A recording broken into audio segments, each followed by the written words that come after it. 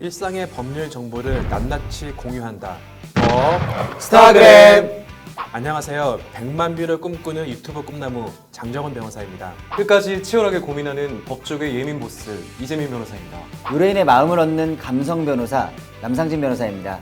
확실히 올해는 10월 달에 개천절도 있고 한글날도 있어서 마음이 한결 가벼운 것 같아요. 사실 올해는 추석 연휴가 너무 짧아가지고 어디 가지도 못하고 그냥 집에서 쉬기만 했었거든요. 근데 이번에 추석 연휴 쉬면서 TV를 보다 보니까 재밌는 프로그램이 하나 있더라고요. 그래서 할아버님 두 분이 나오셨는데 한 분은 수십 년 동안 담배만, 그러니까 술은 입에도 안 드시고 담배만 피시고, 또 다른 한 분은 담배는 전혀 펴보신 적이 없는데 술만 몇십 년 동안 드신 거예요. 그래서 어느 쪽이 더 건강하시느냐 뭐 그런 거를 비교하는 그런 프로그램을 본 기억이 납니다. 혹시 두 분은 안 보셨나요? 저도 그 예고편으로 본 것 같은데요. 신동엽 씨와 김상중 씨가 나와서 신동엽 씨는 술을 마시는 쪽이 낫다라는 그쪽 그 애주가로서 그 부분을 옹호하고, 김상중 씨는 그래도 담배가 그나마 낫다라는 애연가로서 그 부분을 옹호하는, 맞아요. 그렇게 막 술과 담배 대결 구도인 것처럼 하는 예고편은 봤는데 실질적으로 본 방송은 보지 못했거든요. 혹시 뭐 이재민 변호사님 본 방송 끝까지 다 보셨어요? 아니요, 저도 끝까지 못 봤는데 혹시 그러면 결과가 어떻게 나는지 모르세요? 장 변호사님 보셨어요? 저는 못 봤습니다. 이게 아마도 담배를 피는 사람이 안 좋다라는 결론이 나왔을 것 같긴 한데 뭐 글쎄 뭐 재미없는 프로그램이었나 봐요. 두 분 다 끝까지 안 보신 거 보니까. 술 담배 다 네. 뭐 건강에 좋지 않다 뭐 이렇게 나오지 않았을까? 뭐 방송에서 술이 더 낫다, 담배가 더 낫다 이렇게 하진 않았을 것 같은데, 하긴. 제 개인적인 생각으로는 아무래도 좀그 술보다는 좀 담배가 더 건강에 해롭지 않나, 뭐 그런 생각을 좀 해보는데요. 그래서 요즘에는 이제 언론에서 하도 담배를 피우는 것 자체가 나쁘다, 건강에 안 좋다는 식의 기사가 많이 나오기 때문에 담배 이콜 몸에 좋지 않고 그 자체가 금지되어야 될 것들, 이런 식의 어떤 좀 생각들이 많이 자리 잡고 있는 것 같아요. 근데 제가 대학교 때까지만 해도 기타 치며 담배 피우는 모습이 어떻게 보면 낭만적인 모습이었다라고 보여질 정도가 있었고요. 또 저는 너무 어려서 기억이 나지 않지만 부모님께서 하시는 말씀이 옛날에 버스에서 담배를 피기도 했다라는 말을 하는데, 아마도 변호사님들은 충분히 이걸 다 겪어보셨을 것 같아요. 아, 또 여기서 거리를 두는 아마 그랬을 것 같아요. 같이 늙어가는 처지. 근데 이게 사실인가요? 뭐 담배를 피던 버스에 담배를 핀다, 이게 가능한 일이었나요? 네, 정말 음흉하기 짝이 없네요. 다 봤으면서. 네. 못 본 척. 네, 그러니까 어떻게 보면은 영화에서 이렇게 담배 피는 장면 같은 것들이 지금 예를 들어 드라마 같은 데서는 다 그런 모자이크 처리되게 돼 있잖아요. 그런 건 좀 과하지 않나 싶은 생각이 들기도 하고, 예전에는 정말 담배 피는 게 뭐 버스에서도 피고 뭐 식당에서도 그런 모든 것들이 자연스러웠는데 참 많이 변했다는 그런 생각이 좀 듭니다. 네, 최근에는 금연을 권장하는 사회적 분위기가 형성되면서 흡연을 할 수 있는 공간을 찾는 것조차 어려워지고 있습니다. 2015년 1월 1일부터는 국민건강증진법이 개정되면서 사실상 거의 모든 시설이 금연구역으로 지정이 되었는데요.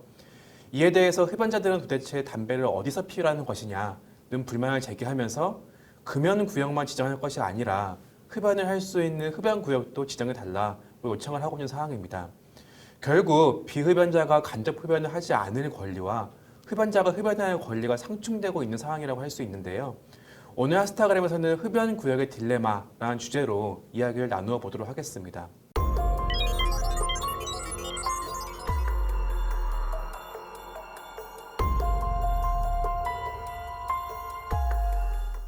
네, 두 변호사님은 비흡연자와 흡연자의 권리가 상충되고 있는 상황에 대해서 어떤 생각을 가지고 계신가요? 일단 제 개인적인 생각으로는 현재 좀 사회적인 분위기가 우리가 서두에서 말한 것처럼 담배를 피는 것 자체는 뭔가 죄악시하는 그런 분위기인 것 같아요. 실질적으로 담배가 국가에서 금지하고 있는 기호식품이 아닌 이상 흡연자에게 정상적으로 판매가 되고 그게 사용이 되고 있다면 흡연자를 위해서 규제만 할 것이 아니라 흡연자가 흡연할 수 있는 권리를 어떻게 보장을 하고, 흡연자가 권리 행사를 했을 때 그게 흡연하지 않는 사람에게 어떻게 피해를 주지 않을까에 대한 그런 뭐 제도적 대책 내지는 어떤 시설적인 그러한 설치가 좀 곳곳에 일어나야 되지 않을까, 좀 개인적으로 그렇게 생각을 하고 있어요. 사실 뭐 그렇습니다. 이제 국민건강증진법이 1995년 지난 1995년에 제정된 이후로 계속해서 지금 흡연을 규제하는 방향으로 개정이 이루어지고 있고요. 앞으로도 이런 방향은 계속해서 유지가 될 것으로 보입니다. 뭐 국민의 한 사람으로서 흡연자에 대한 우려도 있지만, 아무래도 말씀하신 것처럼 흡연을 하게 되면 주변 사람들, 비흡연자들이 간접 흡연으로 인한 피해를 겪다 보니까 뭐 그런 부분에 있어서 규제가 점점 더 강화되는 것 같아요. 네, 이재명 변호사님 말씀 중간에 국민건강증진법에서 금연을 권장하고 있다고 말씀하셨는데요. 구체적으로 좀 어떤 내용이 있는지 좀 소개해 주실 수 있으실까요? 예, 이제 말씀드린 것처럼 국민건강증진법이 지난 1995년에 제정이 돼서 계속해서 이제 개정이 되고 있습니다. 개정을 하면서는 아무래도 이제 흡연에 대해서 규제가 강화되는 방향으로 가고 있고요. 지금 이제 국민분들이 가장 좀 이렇게 살갑게 느꼈던, 좀 이렇게 피부에 와닿게 느꼈던 거는 지난 2015년 1월 1일부터 국민건강증진법 시행규칙에 따라서 모든 음식점들이 이제 전면적으로 금연구역으로 이제 지정이 됐습니다. 이제 그러다 보니까 아무래도 보통 우리가 이제 밥 먹으러 가서 또 술 마시러 가서 이제 담배를 많이 찾게 되는데 그런 것들이 이제 전면적으로 금지되다 보니까 흡연자들의 권리를 너무 제한하는 거 아니냐 뭐 그런 얘기들이 좀 있고 또 다른 한편으로 이제 뭐 그 음식점 점주들 입장에서는 아니 내 가게를 뭐 충분히 흡연구역으로 내가 설정할 수 있는 거 아니냐 그 점에 대해서 제대로 알리기만 한다면 뭐 문제될 것이 없는 거 아니냐 그런데도 불구하고 전면적으로 이렇게 하는 거는 뭐 영업의 자유 내지는 직업의 자유 침해다 뭐 이런 식으로 얘기가 진행되고 있습니다. 그래서 처음에는 금연구역과 흡연구역을 구분하는 걸로 이제 규제가 시작이 됐는데 그것만으로는 이제 담배 연기를 물리적으로 완전히 차단할 수 없다 보니까 그래서 그로 인해서는 비흡연자들의 간접 흡연으로 인한 침해를 온전히 막을 수가 없고 그래서 이제 전면적으로 이제 금연구역을 지정하는 방향으로 가고 있는데 아무래도 이제 뭐 반대되는 뭐 흡연자들이라든가 영업자들의 권리 침해와 관련해서 좀 논란이 있는 그런 상황입니다. 그리고 현재로는 이렇게 지정된 금연구역에서 흡연을 할 경우에는 10만 원의 과태료가 부과되도록 이제 규정을 하고 있습니다. 뭐 여러분들 많이 뭐 그 화장실 같은 데 가서 그 스티커 보셨을 거예요. 이제 흡연했을 때 10만 원 과태료가 부과된다는 거. 지금 그런 식으로 규제가 되고 있습니다. 네, 변호사님 말씀을 들어보니 흡연자들의 입장에서는 사실 흡연할 수 있는 장소를 찾는 게 쉽지 않을 것 같아요. 그럼 이건 어떤가요? 자신의 집, 즉 자신의 아파트나 자신의 공동주택에서 흡연하는 게 가능할까 하는 생각이 드는데요. 어떤가요? 이게 가능한가요? 지금 이 변호사님께서 말씀하신 것처럼 국민건강증진법 시행규칙이 개정되면서 일반적인 공공장소에서 담배를 필 수 없는 상황이 됐던 거예요. 그래서 카페에서도 피지 못하고 술을 마시면서도 피지 못하는 상황에서 지금 이러한 공동주택 심지어 자기가 거주하고 있는 그 자신 소유의 아파트나 이러한 공동주택에서도 담배 피는 걸로 인해서 층간소음 못지않게 이웃 간의 불화가 있거든요. 실질적으로 아래층에서 오는 담배 연기 때문에 힘들다고 토로하는 사람도 굉장히 많아지는데 저는 이것에 대해서 사회가 어떠한 규제를 통해서 또한 제재를 통해서 이걸 막겠다라는 생각을 하거나 나의 그러한 힘든 그런 느낌 때문에 다른 사람이 사적인 공간에서 흡연을 하는 행위를 뭔가 이렇게 규제해야 된다고 목소리를 높이는 건 굉장히 좀 위험한 일이라고 생각해요.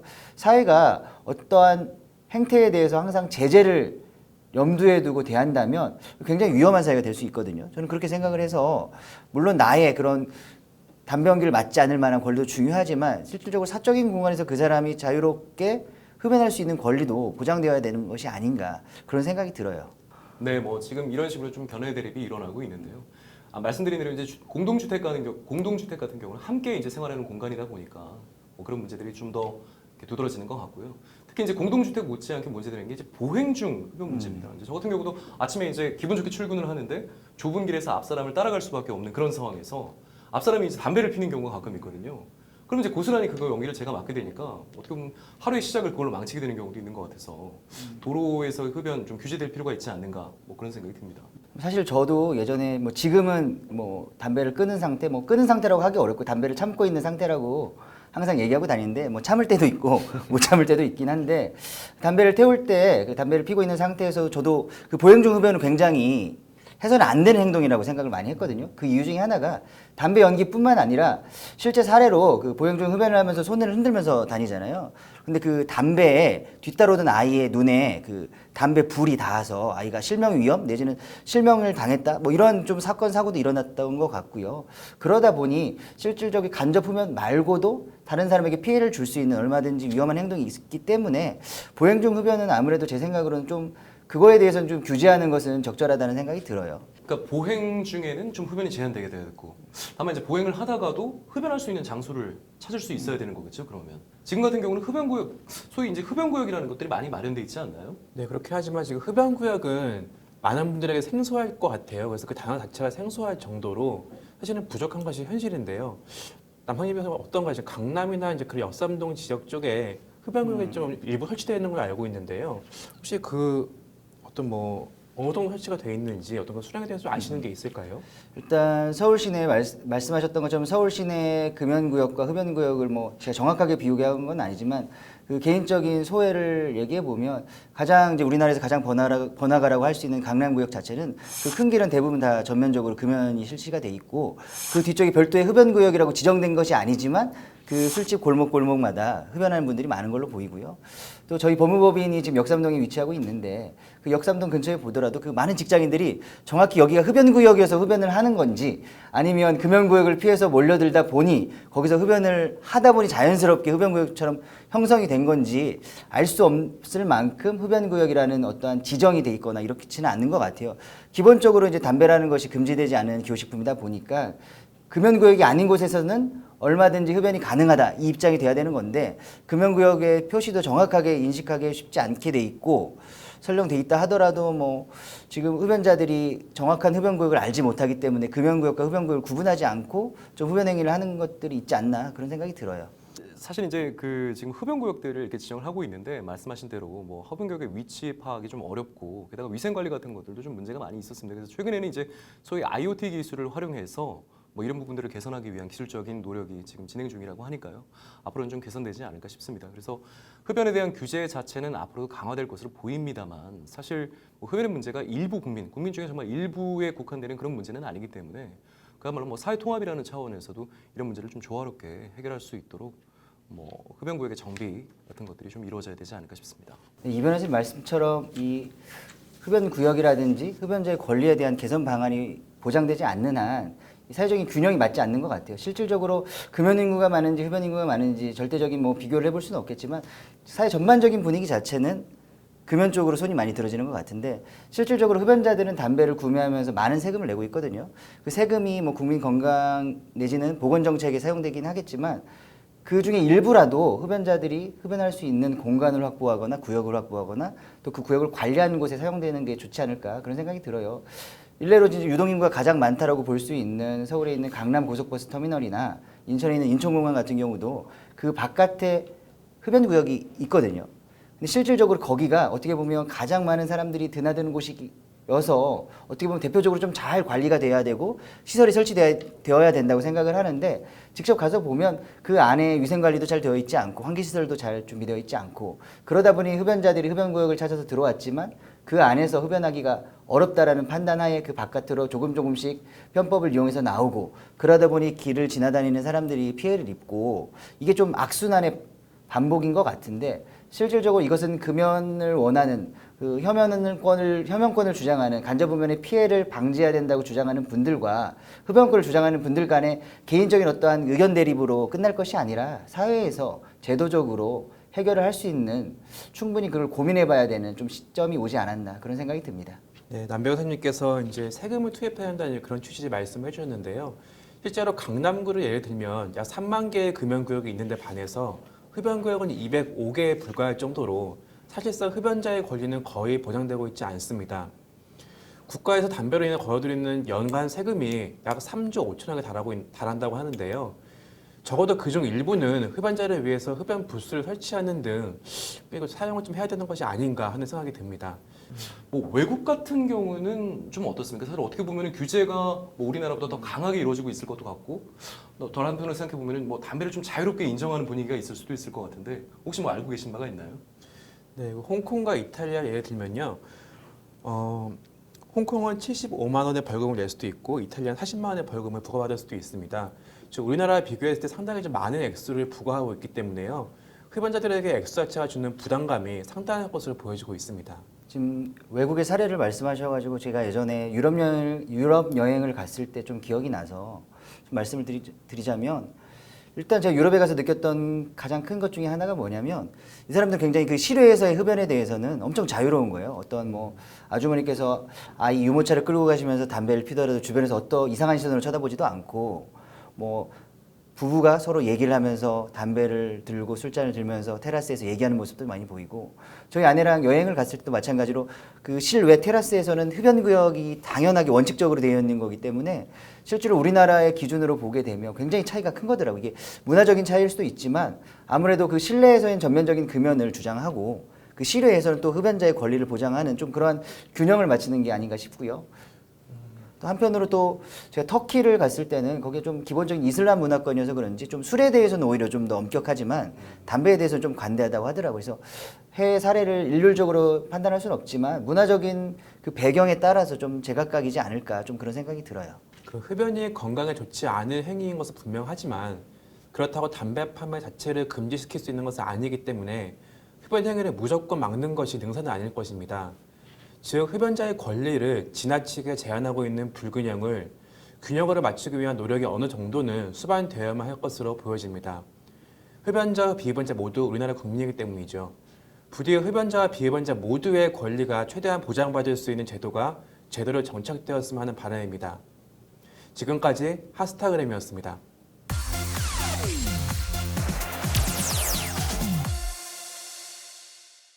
이번 코너는 법률방송 인스타그램에 올라온 여러분의 법률 고민을 해결해드리는 시간입니다. 네, 법률 고민 있으신 분들 법률방송 인스타그램 계정에 메시지 남겨주시면 저희가 방송을 통해서 상담해드리도록 하겠습니다.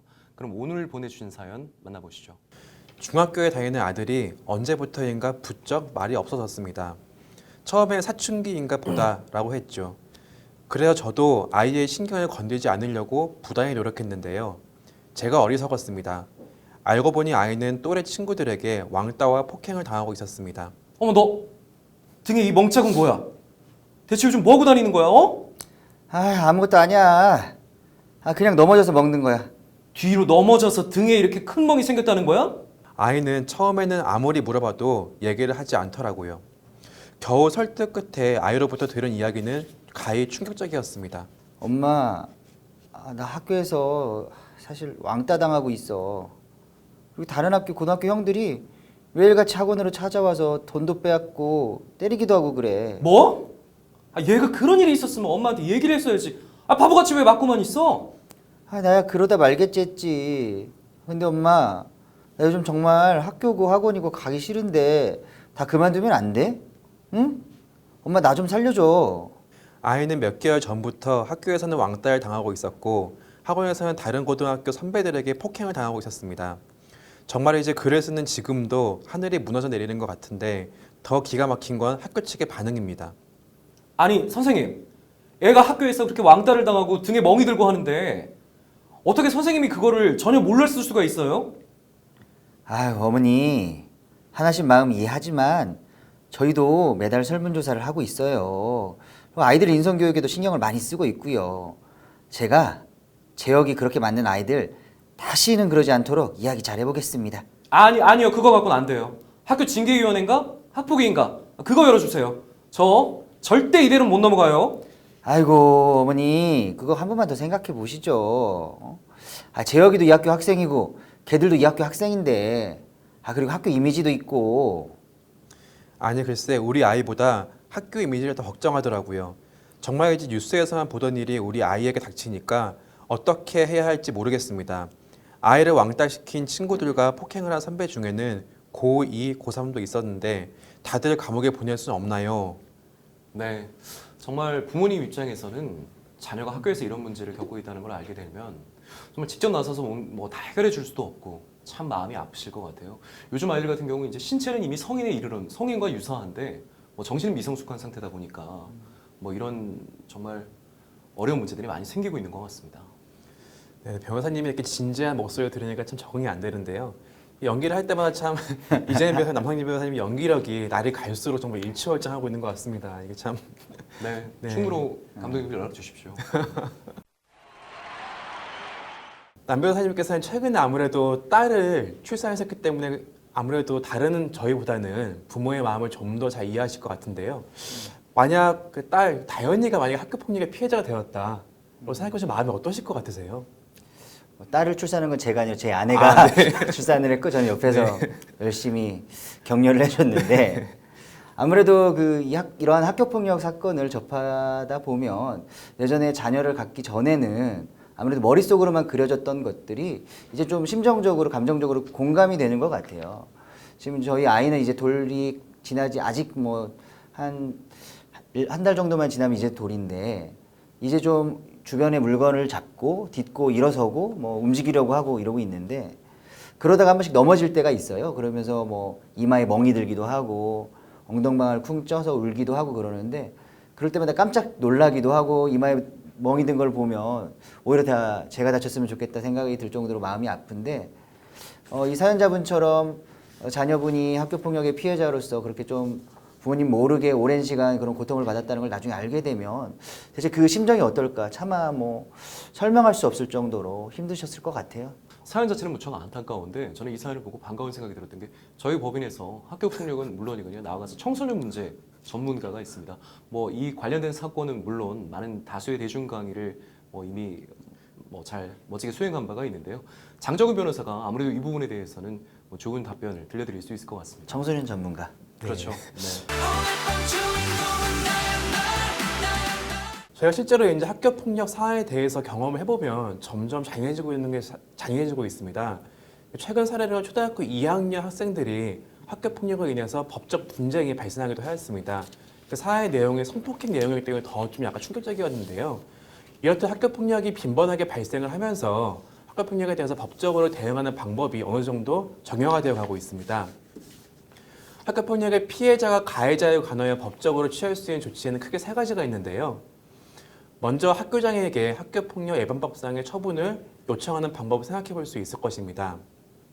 학교폭력 예방법 제2조는 폭행은 물론 따돌림도 학교폭력에 해당할 명확히 규정하고 있기 때문에 사연자분은 학교장에게 학교폭력 피해 사실을 신고하면 가해 학생은 학교폭력 예방법 제17조에 따라서 피해 학생에 대한 서면 사과, 봉사활동, 심리치료, 출석 정지, 학급 교체, 전학, 퇴학 처분 등을 받을 수가 있습니다.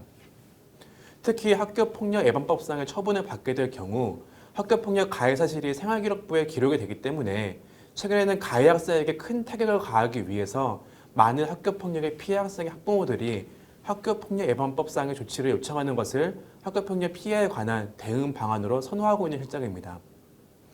다음으로는 가해자를 폭행죄로 형사 고소하는 방법을 생각해 볼 수 있을 텐데요. 사연의 경우 가해자들에 대한 폭행죄가 충분히 성립할 수 있을 것으로 보여집니다. 다만 우리 형법 제9조는 14세가 되지 아니한 자의 행위는 벌하지 않는다라고 규정을 하고 있기 때문에 가해 학생 중 14세가 되지 않은 학생에 대해서는 폭행죄가 성립하더라도 형사처벌의 대상이 되지 않을 수가 있습니다. 그러나 사연의 경우는 가해 학생들이 모두 중학생 이상으로 10세 이상의 미성년자인 것으로 판단되기 때문에 14세 미만이어서 형사처벌의 대상이 되지 않는다고 하더라도 소년법상의 보호처분의 대상이 될 수 있을 것으로 판단이 됩니다. 그 밖에 가해 학생들이 고2, 3, 고등학교 2학년, 고등학교 3학년 학생들이 있는데 가해 학생들이 학교폭력을 할 당시에 미성년자였다고 하더라도 법원의 판결 선고 시에 성인이 되었다면 소년법이 아니라 일반 형법이 적용되게 됩니다. 마지막으로 가해자와 가해자의 학부모들을 상대로 민사상 손해배상 청구의 소를 제기해서 치료비, 위자료 등을 지급받는 방법도 생각해 볼 수 있을 것입니다. 장정은 변호사님께서 잘 설명을 해주셨는데요.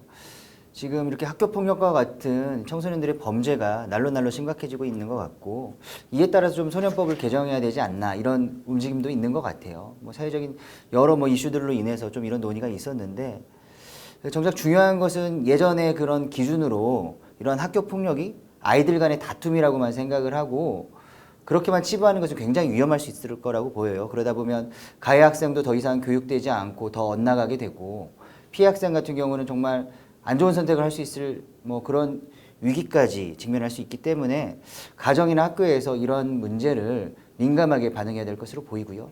중요한 것은 가해자를 처벌하는 가해자를 교육시키고 가해자를 처벌하는 것뿐만 아니라 이 피해 학생을 어떻게 그 학생이 입은 마음의 상처를 치유할 수 있느냐 이것은 가정뿐만 아니라 학교나 사회가 같이 고민해야 될 부분이라고 생각을 합니다.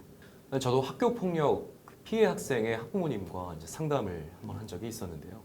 그 아버님이 하셨던 말씀이 기억이 납니다. 이제 처음에는 학교 선생님이나 교장 선생님 또 이제 가해 학생들까지 상대로 해서 정말 좋게 얘기해서 해결하려고 했는데 정말 해결이 난망하게 느껴지더라는 겁니다. 이제 아무래도 학교에서는 그 문제를 좀 감추기에 급급하고 별거 아니라는 식의 태도를 취하고 그런 그 과정에서 이제 아이는 계속해서 이제 정신적인 고통을 받게 되고요.